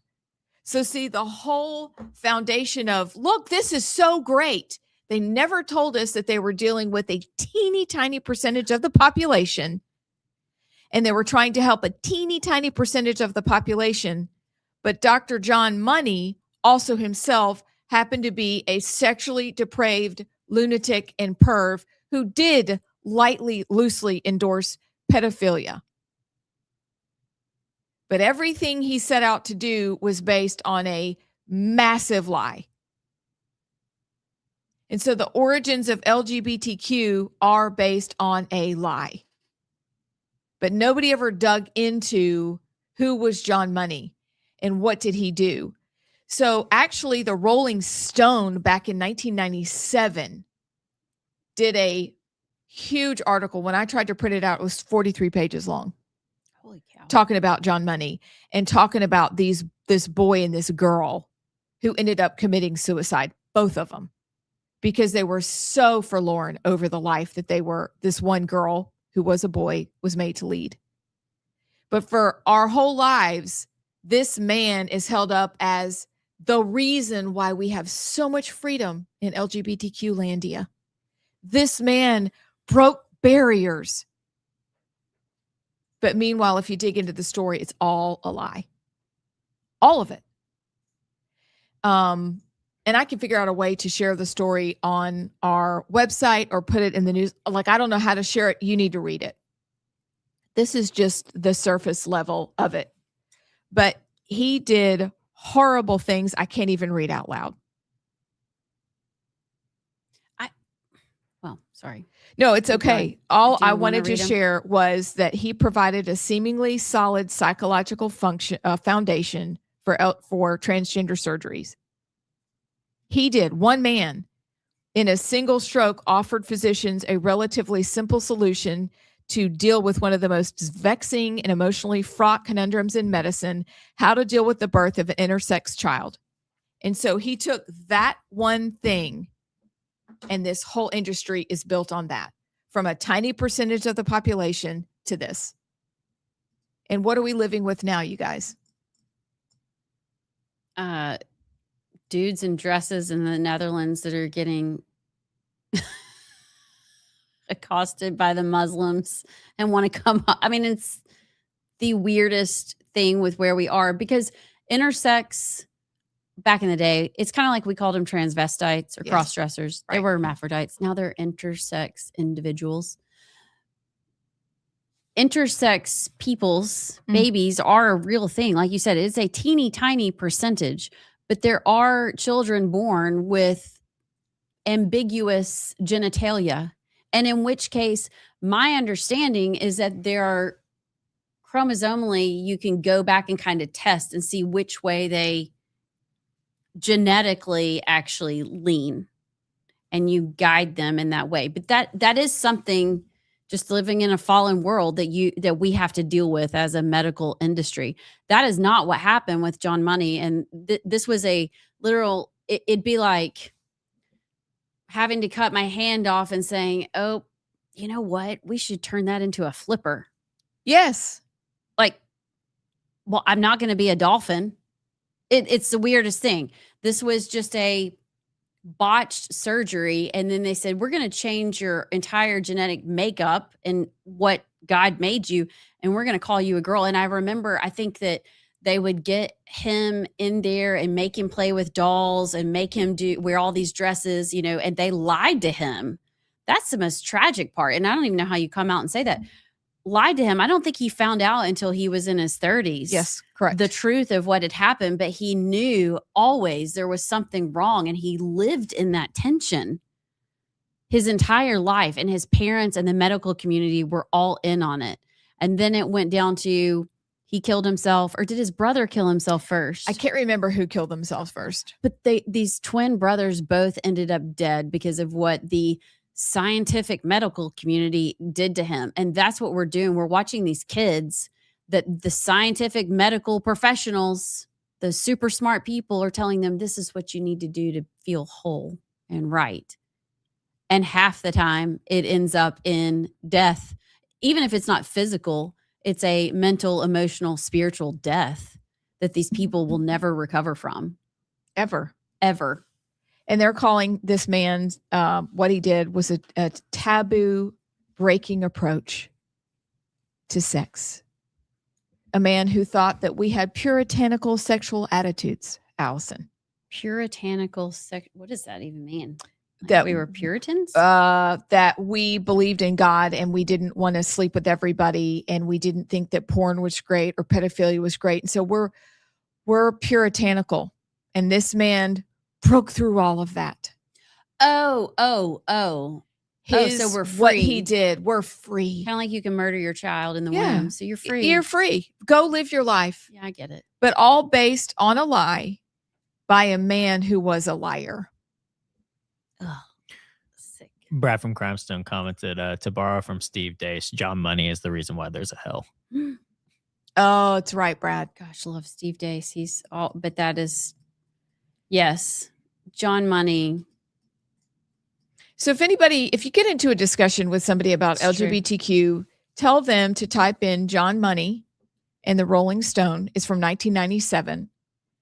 But look him up. He was a total perv. He lied. He wrecked 2 kids' lives who ended up dying. But the whole of this movement is based on what this man did, the lies he told, and we're all suffering from it as a result. I don't think I've ever seen a picture of John Money. Oh, he's I like have got some- shaggy hair. Yeah, I'm guessing he's the person. You know that there are people that walk in a room and you don't know them, you've never met them, but you just get that evil, dark, sleazy, sinister, depraved feeling. Yeah, I'm guessing that's John Money. Oh, it's good. Oh, Ew. He's hiding under your bed in your nightmares. Ugh. And he's coming for you. Ooh, look at his teeth. They look like little squirrel teeth. Mm. Oh. You Awful. can see the depravity on people's faces. That's why You the really left can. is so ugly. I'm sorry. We're way hotter on the right. Is that bad to say? No. All right, on that, we'll be back with Brad Brandon. Country meeting with Secretary of States and I AGs. remember that. And yeah, I was part of that. Yeah. And we were convinced that all we had to do was meet with them and show them. Right. And there were 4 of us on the team. And Mr. Lindell would pitch the strategy we're doing. We had an attorney with us because we were working on a Supreme Court brief. And then I would show the fraud that we'd already found in that state. And we brought along a white hat hacker, and he'd hack into their election right in front of their face. And like John Merrill would say, no, our machines can't go online. And we'd say, okay, just watch this, click, click, click. In other words, we could access all your machines remotely. It's like, wait a minute. And so we thought that's all we needed to do. We thought we could fix it by meeting with senior officials. And I testified before a dozen legislatures. I've analyzed states at their request, their data, Kansas, Louisiana, Oklahoma, thinking that that's all I would need to do. There's no interest, and I had to learn that lesson. So the solution isn't top down. I tried that. We've tried that. I don't know, last time I was here, did I tell you what happened with Mr. Lindell and our lawsuit? We were preparing a lawsuit to go to the Supreme Court. And the week before we were going to drop it at the Supreme Court, the head of the RNC, Ronna McDaniels, called the AGs that had signed off on our lawsuit and threatened them. We don't have a Supreme Court lawsuit because of the Republican Party. The Republican Party is our biggest opposition, which is surprising to people. We would think, hey, our guy lost in 2020. Don't we want to fix it? No. And it's not a party issue. The Democrats were complaining for 4 years too. Right. Remember Russia? Yes. Okay. So it's not about Republican, Democrat. In fact, I think the red states are actually more corrupt than a lot of the blue ones. Could you say that louder for the people in the back? It's pretty bad. A good example is Kentucky has 105% of their voting age people registered. Kentucky does. And so does Oregon. And one's a red state, one's a blue state. It's not about red and blue, is it? Yeah.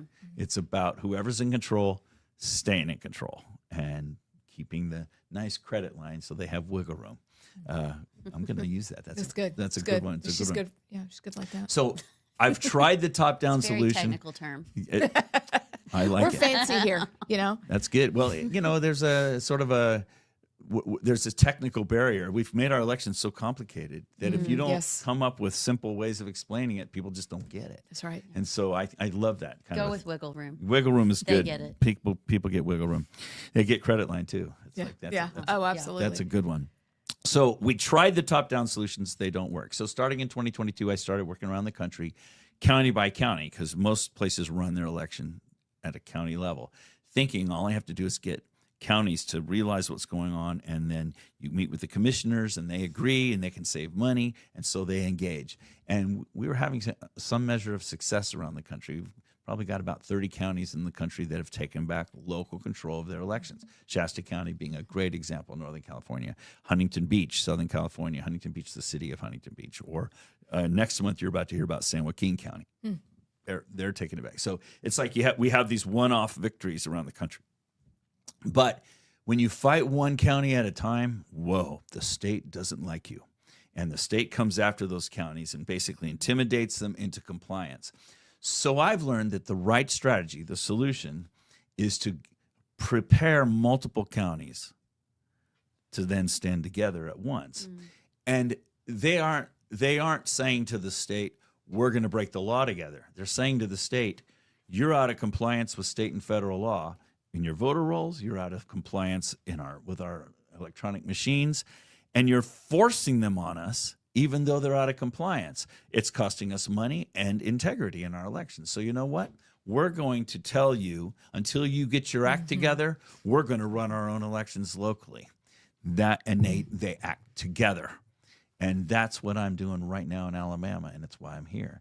And the way I've learned to do this, and this is working really well in Alabama, we have a great team here, a great leadership team. You put together like a strategy team that manages the state, and those people are here today. You've met them. And they said, and I gave them a task. I said, tell me which counties are the reddest, smallest, going to get their back up when they find out how bad their elections are. Tell me which counties those are, and let's visit them, and let's red pill them, and let's get them organized together and to stand together. And we've met with several sheriffs now, and we've met with the Shelby County Sheriff, for example. That's great. And in fact, when I showed him this, he says, I said, I'm looking for counties that are going to be willing to stand. And I remember the sheriff said something like, we don't wait for the government. We're going to fix it ourselves. And so that's the kind of people I'm looking for. And if I can organize multiple counties like that to make a stand together and tell the state, we're just not going to comply with your system anymore because it's out of compliance. So we don't have to comply with a non-compliant system. And along the way, we'll improve the integrity of our elections and we'll also save money. So why not? So that's the strategy that I'm implementing. You want to know what works? That what works. And I have multiple states in the country where I have these movements going on. Alabama, you're my latest addition. So you're a little behind in some regards, but actually you're ahead in others. Necessity is the mother of invention. And because your state gives you such limited access to voter information, some of your people have been highly creative in how they've been analyzing the voter rolls. In fact, just this morning, I was texting several of my other states, hey, Alabama's figured out this.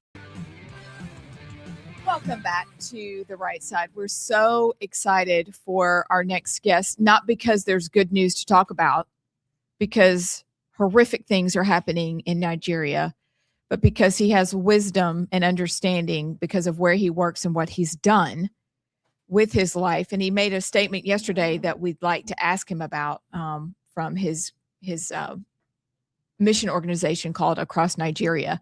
And so without further ado, please welcome back to the show, Brad Brandon. Good to be on with both of you. Good to see you. Good to see you. How are you? I'm doing well. I just got back from northern Nigeria about 3 weeks ago, but I'm here in the States now. Wow. Oh my goodness. Wow. All right. So you made a statement that we received yesterday from Grace, and this is fascinating. But you of all people are perfect to speak to this. You said that the United States of America is exhibiting the infant stages of Sharia law. Tell us more about that. Well, I think, first of all, if you look at Sharia law globally, it has done nothing but spread since the early 1980s. So if you go back to 1981, there was one country that had Sharia law as its official legal system. That was Saudi Arabia. Fast forward to present day, we're talking about 39 countries that have officially adopted Sharia law. Take a look at where I work in northern Nigeria. I just got back from being there for 3.5 months. The genocide that's happening against Christians. 12 of the northern Nigeria states are controlled by Sharia law. It wasn't always that way. If you go back 25 years ago, Christians and Muslims lived in often the same communities together, side by side, in peace. Often celebrating festivities together, eating meals in each other's homes. And then it was the installation of radical Islam and then Sharia or Islamic rule and Sharia law. So it spreads. We've recently, in the last 20 years, seen that spread into Europe. There are major European cities that have no-go zones that are under Islamic rule that first responders are not allowed to go into. The police aren't even allowed to enter some of these areas or regions of the city because they're under Islamic rule. Back in 2009, you have the Arbitration Act in the UK, which officially adopted Sharia court rulings to be used as precedent in their legal system in the United Kingdoms. So it's spreading globally. And what we've seen here in the United States in the last, 5 or 10 years is we've seen that continue to jump across the Atlantic Ocean and come into our country. So we see that in areas, and I'm sure you guys are well familiar with places like Dallas and Dearborn, Michigan, and other places that in Minnesota, my home state. You wouldn't expect that to be taking place in these places, but it really is. If you go back about a decade ago, there was a Superior Court judge in New Jersey that used a Sharia ruling as precedent in his ruling against a woman who was accusing her husband of abuse. The judge ruled in favor of the husband because under Sharia law, a woman's testimony is worth half that of a man's. Now, the end of that story is that ruling was overturned for that very reason, that Sharia ruling should not be used as precedent in our court system. But it just shows the volition that's happening across the globe, what's happened in Europe. Europe's the canary in the coal mine here when we're looking at the future of America. And now we're seeing it infiltrating itself into the United States in a very clear and dangerous way. I want to get your response. This is something actually that I posted and commented on X this morning, but this is the report that Virginia State Senator Saddam Aslan Salim has introduced Senate Bill 624, legislation that would define Islamophobia within Virginia's assault and battery laws while requiring law enforcement to track crimes allegedly motivated by anti-Islam bias. My comment was, and I want you to tell me if I'm headed down the right path.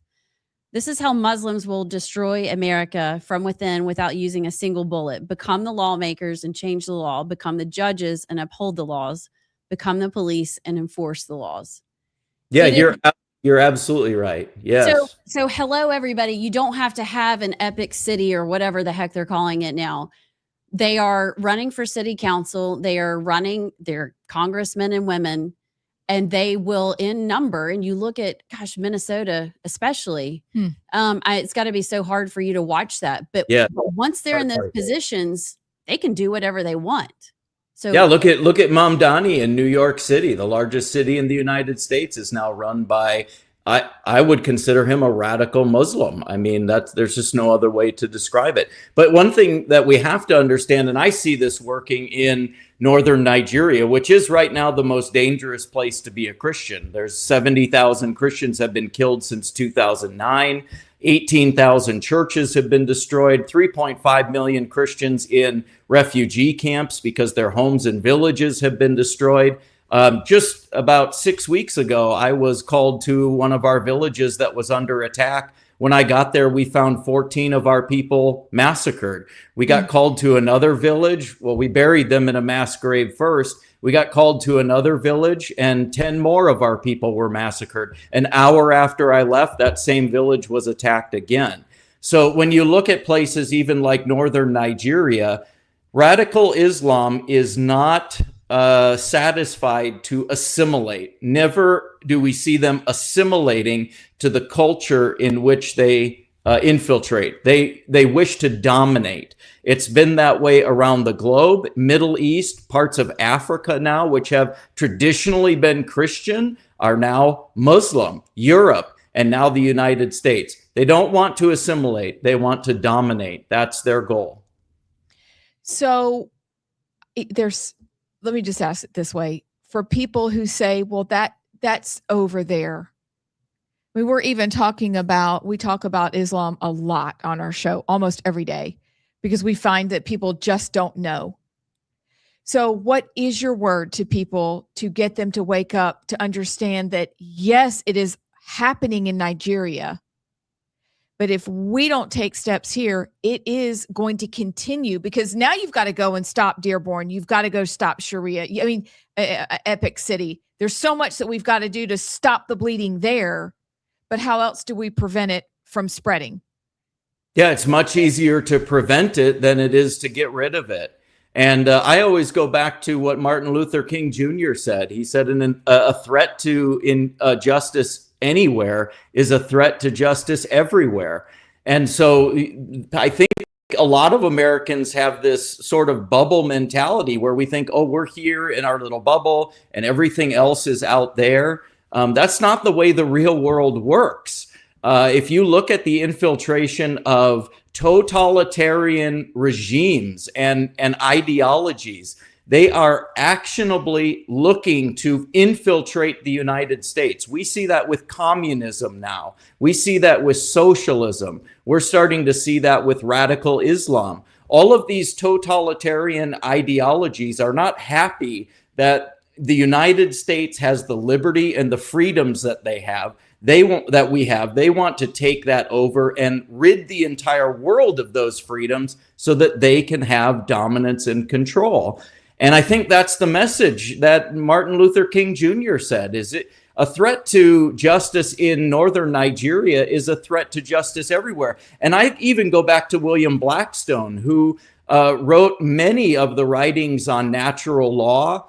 And our founding fathers cited and quoted him often. In fact, a lot of the principles that they built our Constitution off of were based off of the writings of William Blackstone. And his primary ideology was that every single human being was given freedoms, not by God, not by the Constitution, not by their government, not by their government, but those freedoms were given to everybody by God. They were given to us by our Creator. That's why our founding fathers included that in the founding documents. And it's the same thing. So are we free in the United States just because we're citizens of the United States or because we live here? No, we're free in the United States because the United States is built on the principle that our freedoms were given to us by God as created human beings. Well, that transcends the borders of the United States and Canada and North America. That's a worldwide concept. Every single person on the face of this planet are given natural rights and freedoms by God who created us. That was a founding tenet of the forefathers of our country. They fought and died for that belief.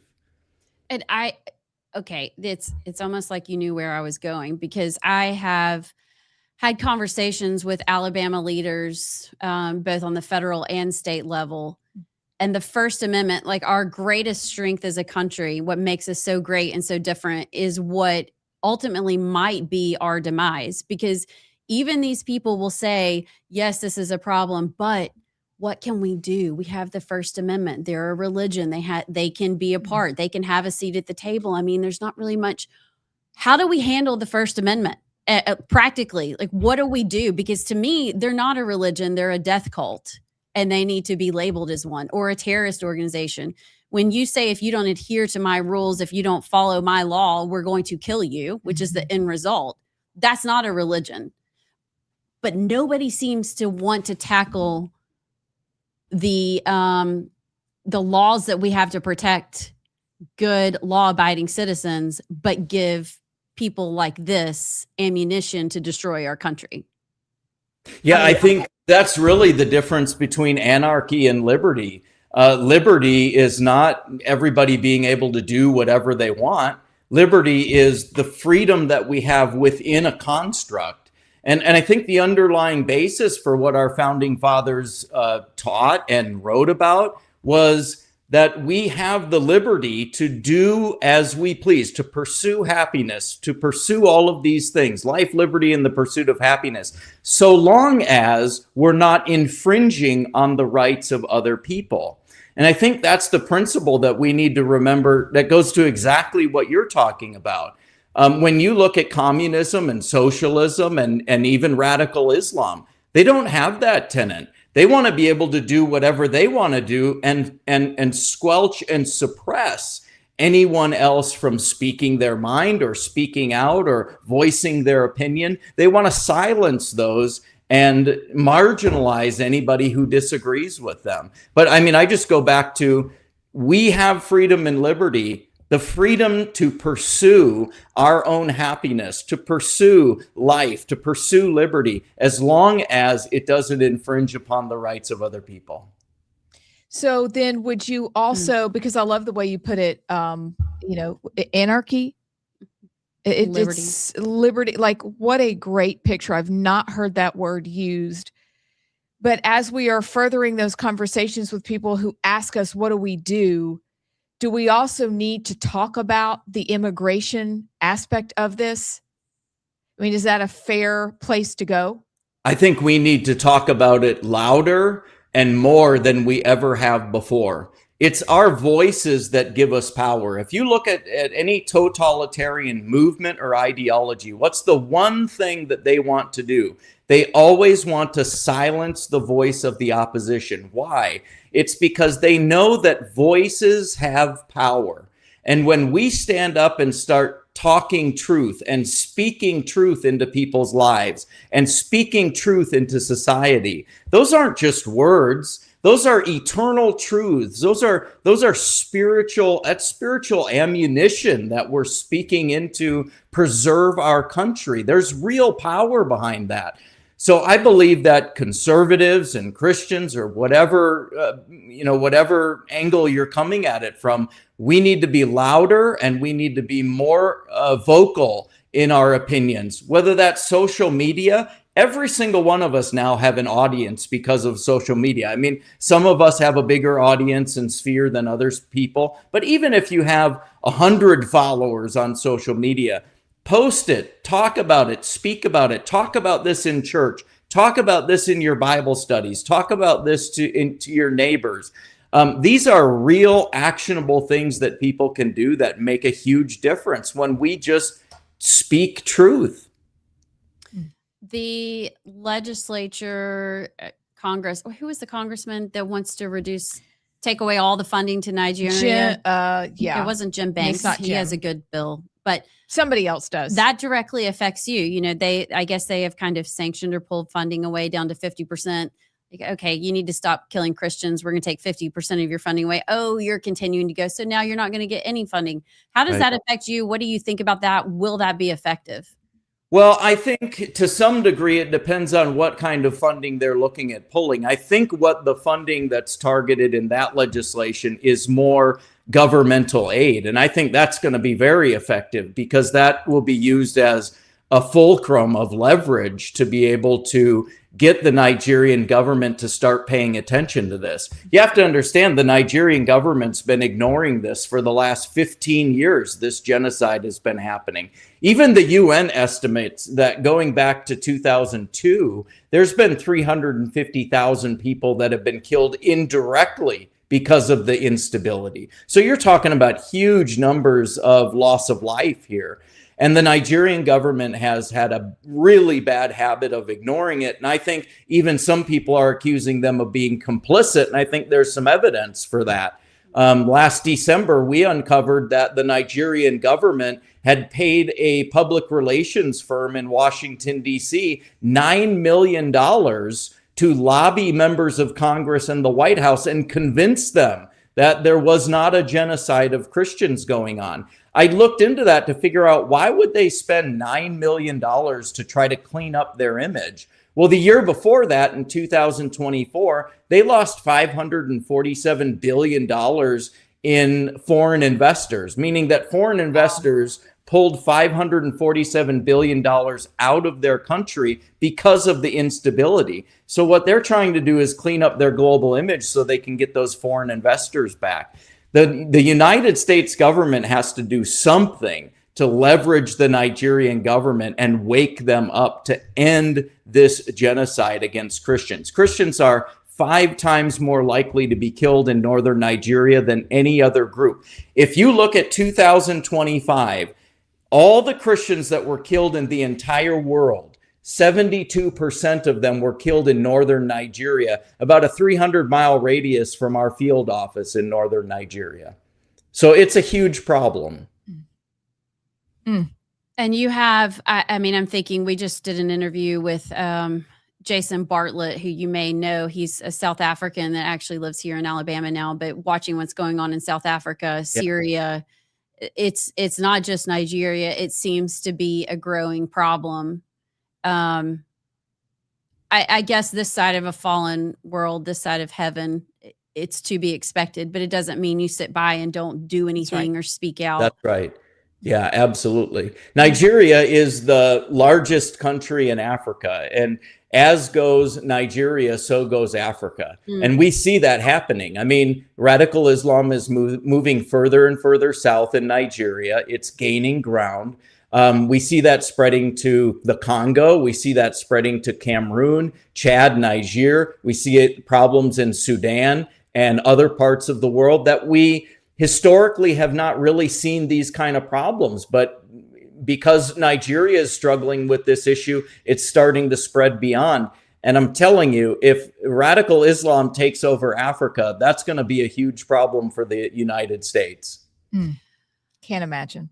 Brad Brandon with acrossnigeria.org if you want to find out more about his organization. Thank you so much for being here with us. Always a pleasure. I learned quite a bit. Thank you very much for having me on and covering this very important issue. Yep. Stay in touch. Thank you. Thanks. Okay. And who was it that thinks that there's no genocide going on in Nigeria? What's that really famous guy's name? We need to send this video to Tucker Carlson.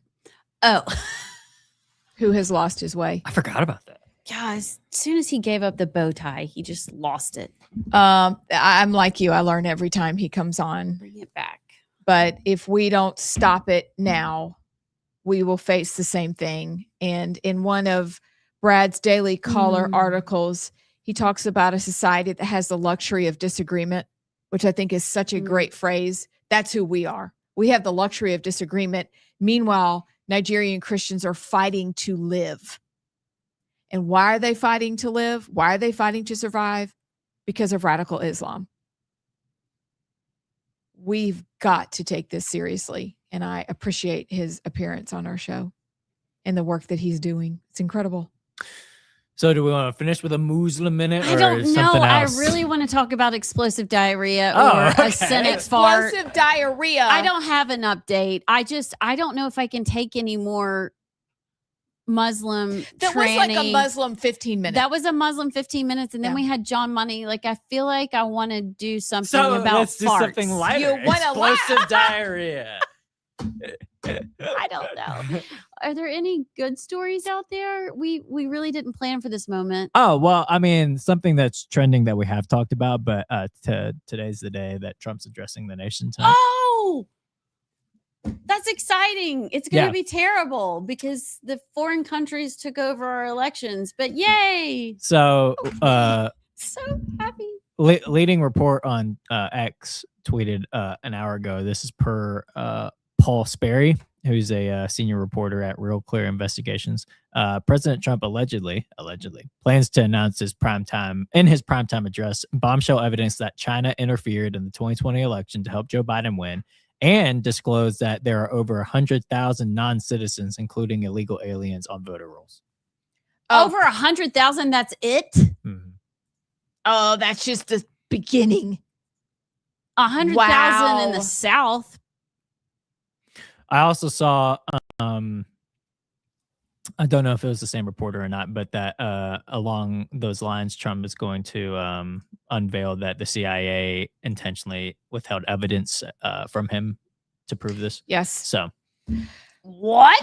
This is huge. I mean, along the Huge. fact that the CIA or maybe not the CIA, but the FBI, I mean, Operation, what was the name of the Crossfire Hurricane? Mhm. So, like, yeah, it'd be back-to-back elections that if there's evidence, which I don't think he'd be giving a primetime address if there wasn't, that the intelligence community interfered with our own elections against Donald Trump. And so the real question is, will anything be done about that? Where's John Brennan? Why is Yeah. John Brennan not in handcuffs? I'm just saying. That is, but could we maybe take a moment to celebrate while we're wearing our hats and hoops tomorrow?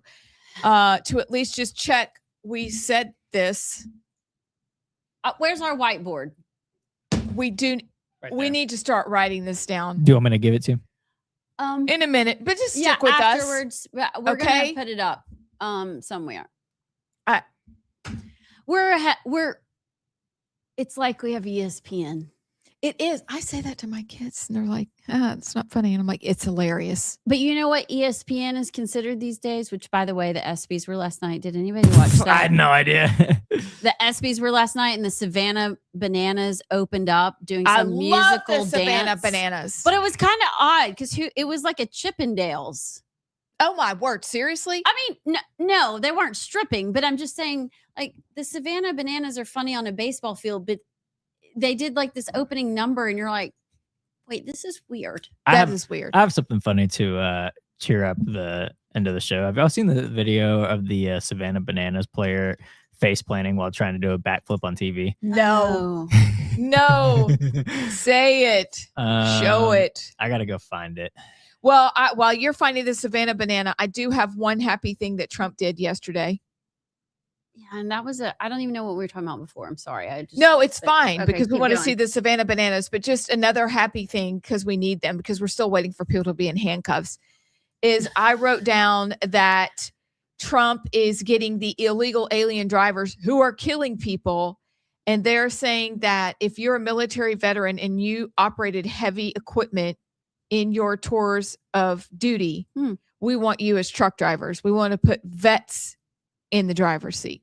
What are they going to truck drive to? Well, they're going to be truck drivers. They're going to get jobs to vets instead of the illegal aliens that are stealing jobs. I thought they were taking the trucks to pick up the illegal aliens. I bet that some veterans would be happy to do that. But you know how there was another crash by an illegal recently?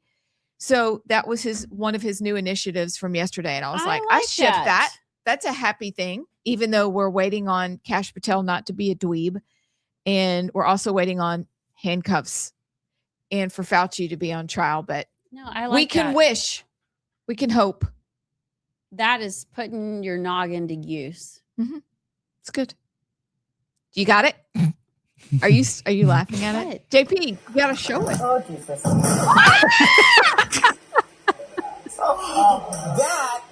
That, what you just saw there. Do it again. Do it again. Allison, I can't. Is he okay? Let's do it He in is slow-mo. stunned. He stands up and slipped. His feet slipped. Oh no. For the rest of his life, I'm the guy that face planted on CNN. I'll just say the Savannah Bananas are a controversial topic in the baseball community.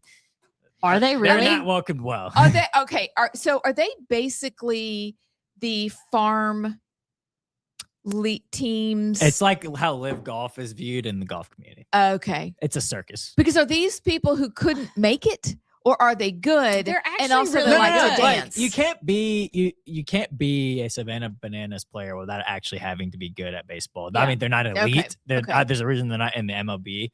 But I don't really care. I mean, I don't watch the Savannah Bananas is not really my thing. But I think a lot of the hardcore baseball fans don't like that they're selling out MLB stadiums, and like it's almost like an annoying. It's like a Fortnite kid, event that they go to, sort of thing. But yeah, I don't watch them. But the baseball community thinks they're a circus. I'll say that. Okay. I would go though. Like if I had a family, I would take them to like if they came to town. It's a fun thing to go to. But yeah. So like 4 years ago, a friend of mine, Pudgy Paragon, actually, was like, we've got tickets to the Savannah Bananas and we've got extra ones. We just bought a bunch and nobody can go. Do you and your family want them? And I was like, actually, I think we had something to do, but in my head, I was like, I don't know who the Savannah Bananas are. They're like the Harlem Globetrotters of baseball. Yes. No, I get that now, but we turned down tickets and now you can't even buy them. They sell out in less than 36 seconds. And then if you want to repurchase them, they're millions of dollars. Should have gone. Pudgy, I'm sorry. Should have canceled the trip. But I think it's fun. Why not? But the MLB players are probably like, dude, it's just like a mockery. Come on, man. They're just making fun of us. Guess what they're not doing in the Savannah Banana League? They're not doing all the weird nights. They're just playing baseball and dancing. Tranny night with the bananas. That'd be interesting. Y'all seen the stilts? The guy that wears stilts when Yes. he plays? I don't know how he does that. That's unbelievable. Carefully. Yeah. And like whenever he's running to first after he hits it, he's literally just doing long strides to first. It's so funny. Takes talent. I don't know how they do it, but I can see that people want levity in their lives. And so I can understand why they want to watch good baseball and have some fun. Because the kids are very happy when you watch the camera, watching the little kids, and they're just dancing, little teeny tinies just dancing. For some reason, I just flashed to us parkouring. Parkour. You said that so well, JP. Parkour. Do that again. Parkour. Parkour. As Allison face plants trying to do a backflip. We're going to show him our parkouring. We're doing after the parkour. show. You're going to have to video it. Would you rather wear a bib every time you have to eat out or drink from a sippy cup every time you're at a bar? I almost put bibs on myself now. I'll so go bib. I'm going bib. No I'm sippy shamelessly cup at wearing the it. bar. Like bring the food. I'll do the bib, and but if I have to do a sippy cup, that's No. embarrassing. Mm-mm. No.